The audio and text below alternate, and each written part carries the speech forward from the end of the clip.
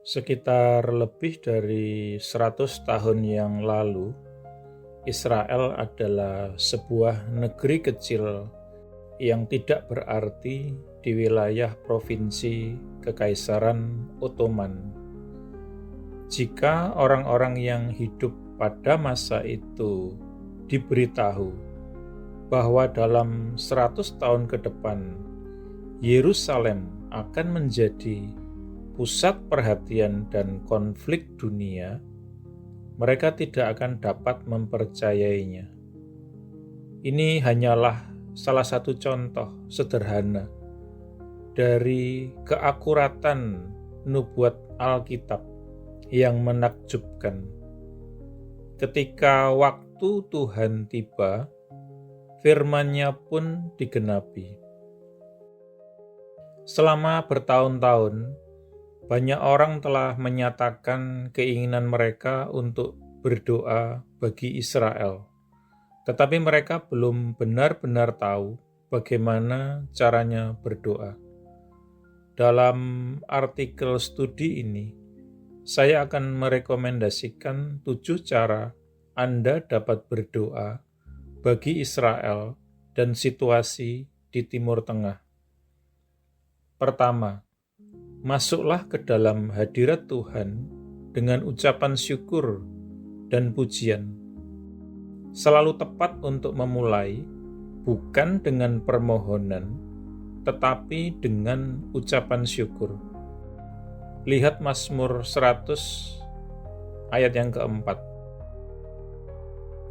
Masukilah pintu-pintu gerbangnya dengan ucapan syukur, pelataran-pelatarannya dengan pujian. Bersyukurlah kepadanya, berkatilah namanya. Bersyukurlah kepada Tuhan atas apa yang telah Dia lakukan, apa yang sedang Dia lakukan, dan apa yang akan terus Dia lakukan bagi Israel. Tuhan telah memberikan kita pola untuk ini dalam perkataan nabinya di Yeremia 31 ayat yang ke-7. Bersorak-sorailah bagi Yaakov dengan sukacita dan memekiklah di antara pemimpin bangsa-bangsa. Perdengarkanlah, pujilah, dan katakanlah, selamatkanlah ya Yehova, umatmu, sisa-sisa Israel. Perhatikan 5 tindakan yang Tuhan perintahkan untuk kita lakukan. Bernyanyi, bersorak-sorai, menyerukan atau memperdengarkan, memuji, berdoa. Perhatikan juga bahwa doa muncul di bagian akhir.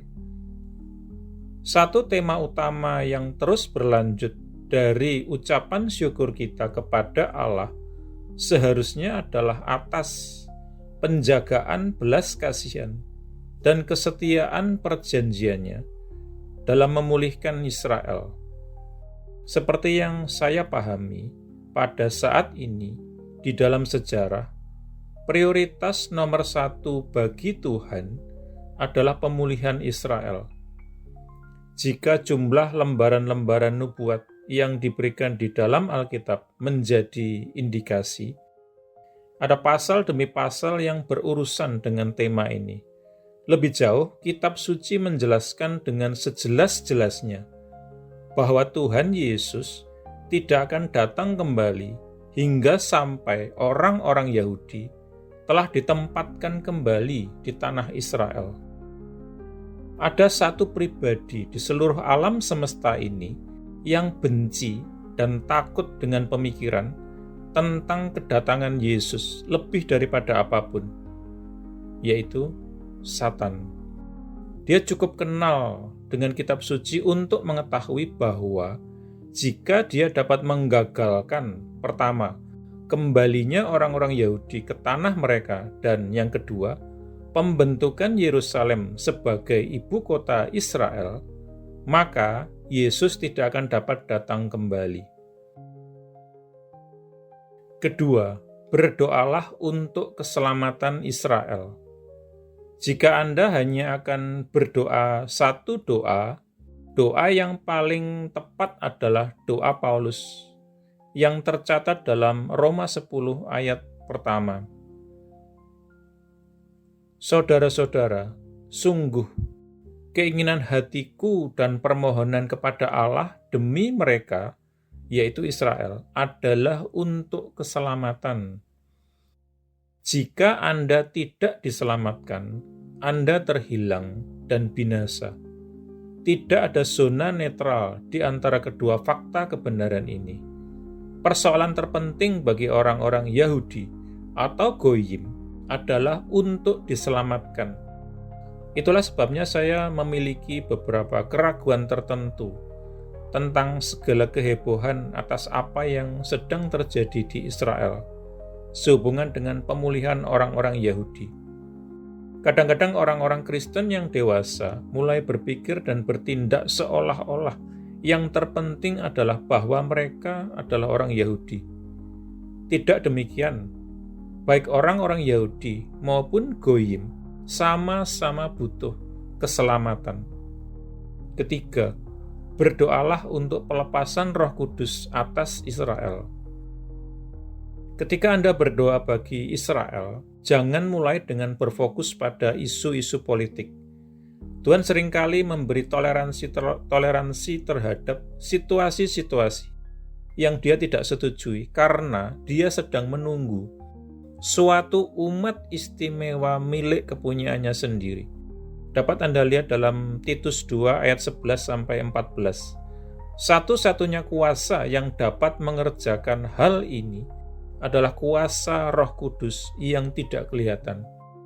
Saharia pasal 4 ayat yang ke-6 mengatakan, "Inilah firman Yehova kepada Zerubabel dengan berkata, tidak dengan tentara dan tidak dengan kekuatan tenaga, melainkan dengan Rohku," Yehova Tsebaot berfirman. Jika ini adalah tentang pertanyaan apakah keperkasaan atau kekuatan, Tuhan memiliki semuanya.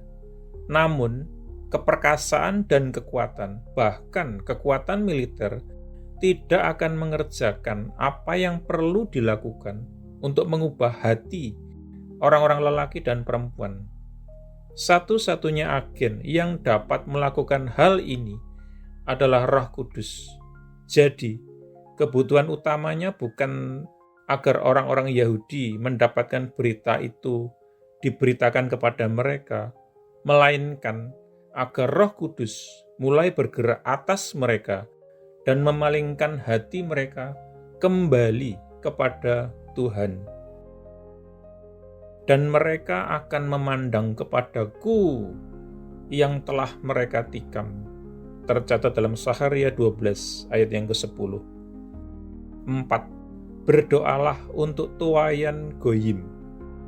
Mari kita lihat Roma 11 ayat 25 yang mengatakan ini, bahwa kekeras-kepalaan dari sebagian Israel terjadi hingga sampai kepada kepenuhan Goyim telah masuk. Dan dengan demikian, seluruh Israel akan diselamatkan. Paulus mengatakan bahwa seluruh Israel tidak akan diselamatkan hingga sampai setiap Goyim atau orang non-Yahudi yang telah ditetapkan oleh Tuhan untuk keselamatan telah masuk ke dalam keselamatan. Jika kita benar-benar peduli bagi Israel, kita punya alasan yang sangat penting untuk peduli terhadap keselamatan Goyim juga. 5. Berdoalah untuk pemimpin yang takut akan Tuhan. Permohonan berikutnya yang ingin saya sarankan adalah supaya Tuhan membangkitkan kepemimpinan di Israel yang akan melakukan kehendaknya, kepemimpinan politik, kepemimpinan militer, kepemimpinan spiritual, dan bahwa Tuhan akan memberikan hikmat kepada para pemimpin yang sekarang melayani, secara khusus Perdana Menteri. Hal ini juga berkaitan dengan perbatasan-perbatasan wilayah. Saya percaya kita dapat berdoa kepada Tuhan untuk memulihkan Israel kepada perbatasan-perbatasan yang telah Dia tetapkan bagi mereka saat ini. Berikut ini adalah pernyataan dari Mazmur 125 ayat yang ketiga.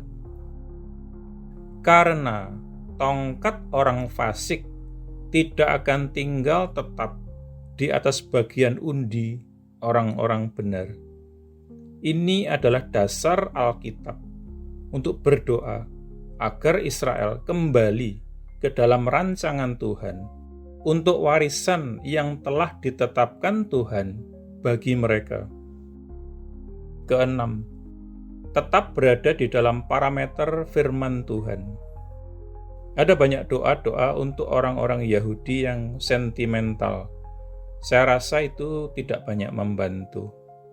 Jangan meminta Tuhan untuk melakukan sesuatu yang Dia katakan Dia tidak akan melakukannya, karena Anda tidak akan dapat mengubah Tuhan. Saya akan memberikan satu contoh saja.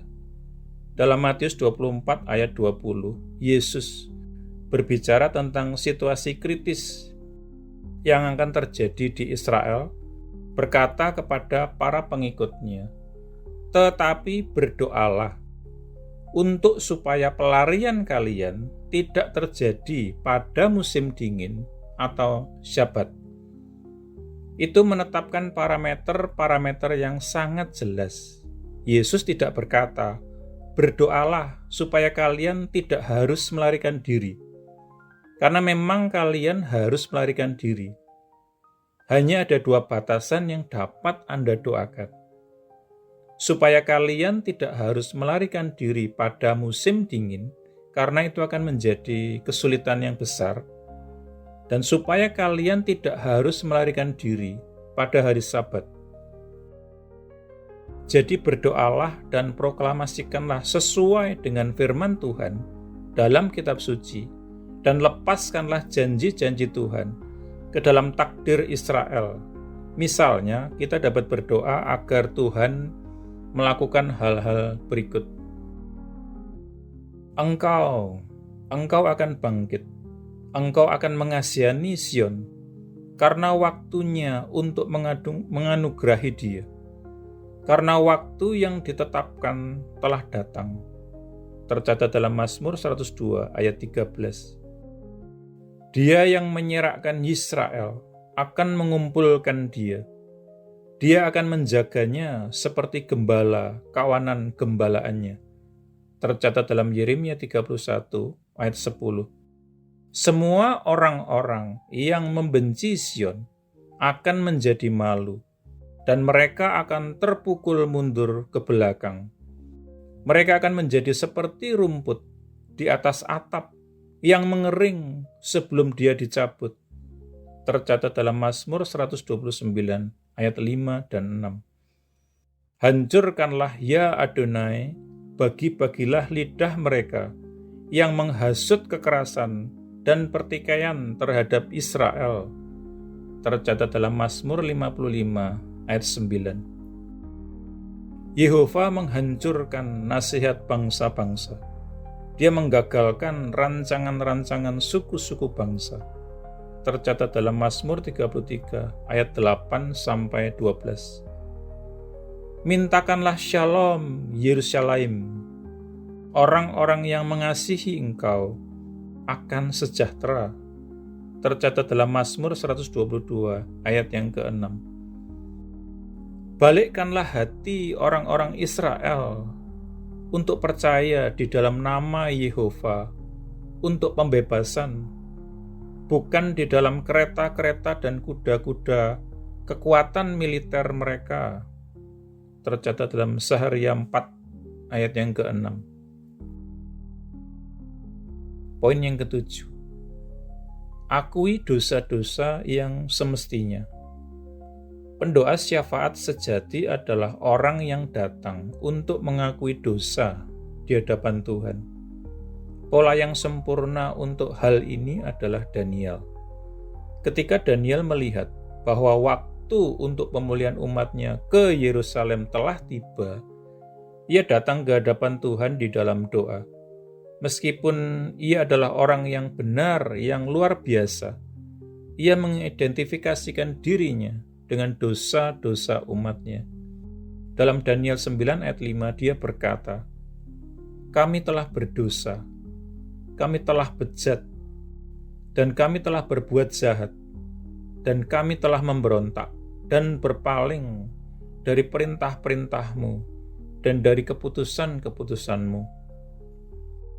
Demikian pula kita harus mengidentifikasi diri kita dengan dosa-dosa keluarga kita, gereja kita, budaya kita, bangsa kita. Orang-orang Kristen memiliki banyak dosa-dosa yang harus diakui terhadap orang-orang Yahudi. Orang-orang Yahudi juga memiliki dosa-dosa mereka sendiri untuk diakui terhadap Goyim. Saya ragu apakah doa syafaat akan sepenuhnya efektif sampai masalah dosa-dosa yang tidak diakui ini telah diselesaikan. Berkatilah dan kamu akan diberkati. Ketika berbicara tentang Israel, ingatlah nabi yang ogah-ogahan itu, Bileam. Ia disewa untuk mengutuki Israel. Tetapi di bawah kendali Tuhan, ia pada akhirnya dibuat memberkati Israel lagi dan lebih lagi. Pada akhirnya, Bileam berkata, "Diberkatilah orang-orang yang memberkati engkau, dan terkutuklah orang-orang yang mengutuk engkau." Tercatat dalam Bilangan 24 ayat 9. Kita punya pilihan. Jika Anda memberkati Israel, Tuhan akan memberkati Anda. Jika Anda mengutuk Israel, Tuhan akan mengutuk Anda. Antisemitisme atau anti-Yahudi secara otomatis mendatangkan kutuk Tuhan ke atas individu, ke atas suatu komunitas, ke atas suatu jemaah, ke atas suatu kaum, ke atas suatu bangsa, atau ke atas suatu peradaban. Kita dapat melihat dari catatan sejarah, Kerajaan Inggris bangkit dari 2 perang dunia sebagai pemenang. Tetapi ketika pemerintah Inggris mengambil posisi untuk berdiri menentang kelahiran negara Israel, tahukah Anda apa yang terjadi? Israel selamat, tetapi kerajaan Inggris tidak. Kerajaan Inggris hancur terpecah belah tanpa alasan politik yang jelas. Jika Anda ingin diberkati, maka Anda harus memberkati Israel. Amin.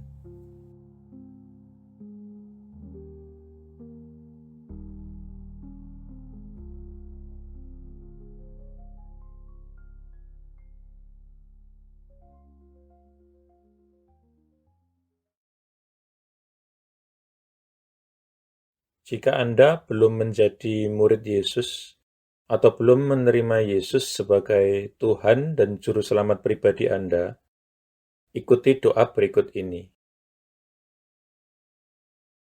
Tuhan Yesus Kristus, aku percaya bahwa Engkau adalah Anak Allah dan jalan satu-satunya menuju kepada Bapa, dan bahwa Engkau telah mati di kayu salib untuk dosa-dosa yang aku perbuat, dikuburkan, namun kemudian Engkau bangkit kembali dari antara orang mati, supaya aku dapat diampuni dan menerima hidup yang kekal.